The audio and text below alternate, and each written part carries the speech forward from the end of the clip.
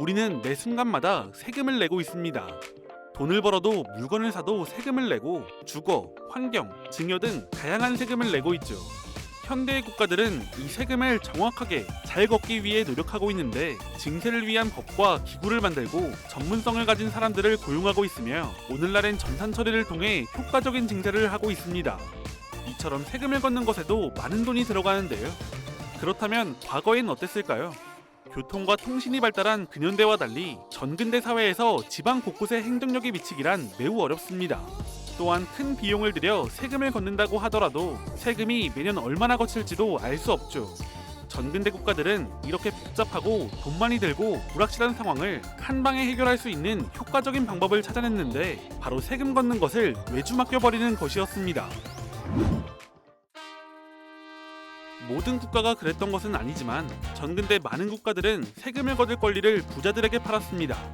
이렇게 징세권을 사들인 사람을 징세청부업자라고 하는데 이들은 대표적으로 고대 로마를 비롯해 전근대 유럽 세계, 중동, 아프리카, 아시아 등 여러 지역에 존재했습니다. 징세청부의 구조는 간단합니다. 정부는 특정 지역에서 특정 기간 동안 거둘 수 있는 세금을 예상해보고 이를 바탕으로 부유한 재력가, 상인, 규모가 컸을 때는 집단에게 징세 권리를 판매합니다. 이 과정에서 특정 개인이나 집단을 지목해서 판매하는 경우가 없진 않지만 일반적으론 최적의 효율을 위해 경매에 붙여 최고가를 부른 쪽에 낙찰해주는 형태였습니다. 징세 권한을 낙찰받은 청부업자는 이를 근거로 세금을 징수했습니다. 당연히 징세청부업자는 자선사업을 하는 것이 아니었기 때문에 낙찰가보다 더 많은 금액을 징수해 이득을 챙겼죠.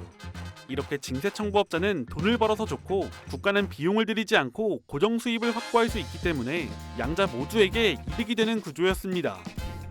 징세청부업자는 굉장히 오래전부터 있었습니다. 기록상으론 고대 메소포타미아의 도시국가에서도 나타나는데 각 도시국가는 세금을 편성하고 나면 징세청부업자에게 판매했고 이렇게 확보한 세금으로 각종 재원을 마련하거나 바빌론 제국에 상납금을 보냈습니다. 어지간한 건 전부 있었다던 고대 이집트 역시 징세청부업자가 있었던 것으로 보이는데 이집트의 백성들이 징세청부업자들의 엄격한 감시를 받았다는 기록이 있고 사람들이 그들을 두려워했다는 기록이 있습니다. 징세청부업자들은 경작지의 경계선, 농작물의 생육 상태, 가정의 텃밭, 어업, 양봉, 목축 상태, 심지어 부엌을 뒤져서 달걀과 비둘기알의 수까지 철저하게 기록하며 지독하게 징세했다고 하네요. 기원전 1200년경에 작성된 것으로 추정되는 이집트 문헌에는 교사가 학생들에게 직업 선택에 대해 설교하는 내용이 있는데 여기서 농부는 좋은 직업이 아니라며 뱀, 들쥐, 참새, 가축 도둑들이 곡식과 가축을 도둑질하고 난 다음 징세청부업자가 오는데 그들은 세금이 모자르면 농부를 때리고 감금한 다음 그의 아내와 아이들을 결박한다고 말했습니다. 고대 그리스 역시 징세청부업자가 있었습니다.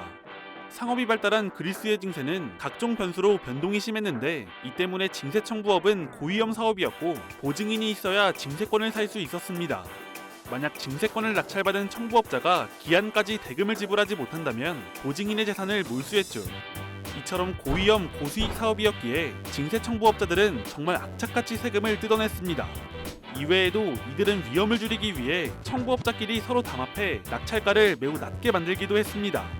만약 담합을 거부하는 자가 있다면 뇌물을 주거나 지분을 나눠줘 동업자로 회유했고 괴롭히기도 했습니다. 그러나 낮은 낙찰가와 상관없이 징세권은 철저히 행사해 이득을 극대화했습니다. 이처럼 징세청부업은 구조적으로 백성을 착취할수록 국가를 기만할수록 청부업자 개인의 이익이 극대화되는 시스템이었기에 이들은 사회 전반에서 경멸을 받았으며 지위가 낮았습니다. 고대 그리스 귀족들은 징세청부업의 막대한 수익에도 불구하고 그것에 직접 참여하는 것을 피했을 정도였습니다. 그리고 시간이 지나 로마도 징세청부업자를 이용해 세금을 걷었는데 로마에서 이들의 악명과 위상은 정말 막대했습니다. 로마의 징세청부업자는 규모부터가 엄청났을 것으로 추정됩니다. 빅투몰라 금광엔 징세청부업자들이 작업에 5,000명 이상 거느리지 못하도록 하는 산출량을 제한하는 법이 있었는데 이것은 반대로 말하면 그들이 금광채굴까지 했었다는 것과 규모를 제한하지 않으면 5,000명 이상의 인력을 동원할 수 있었다는 것을 뜻합니다. 이들은 국책사업에 참여하기도 했는데 여기서도 그 규모를 엿볼 수 있습니다. 포에니 전쟁이 한창이던 기원전 215년 히스파니아 원정군에 대한 군수품 보급을 19명의 징세청부인이 소속된 3개의 징세청부회사가 계약했습니다. 당시 원정군에 대한 정확한 규모는 알기 어렵지만 리비우스에 의하면 당시까지 로마가 치렀던 전쟁 중 가장 거대한 전쟁이었는데도 징세청부회사는 이에 대한 보급을 원활히 수행하여 마치 풍부한 국고에서 나오는 것처럼 병사들에 공급되었는데 전혀 궁핍함이 없었다 라는 평가를 받았습니다. 로마 공화정의 징세청부회사는 체계적인 종합회사의 형태를 띠었던 것으로 보입니다. 회사엔 기본적으로 징세청부 계약을 따오는 사람과 그 계약을 보증하는 사람, 계약과 관련해 국가의 재산을 공탁하는 사람, 규모가 큰 회사의 경우 회사 대표와 이사회, 거대 회사의 경우 각 지점을 관리하는 사람과 일반 노동자, 노예도 있었습니다.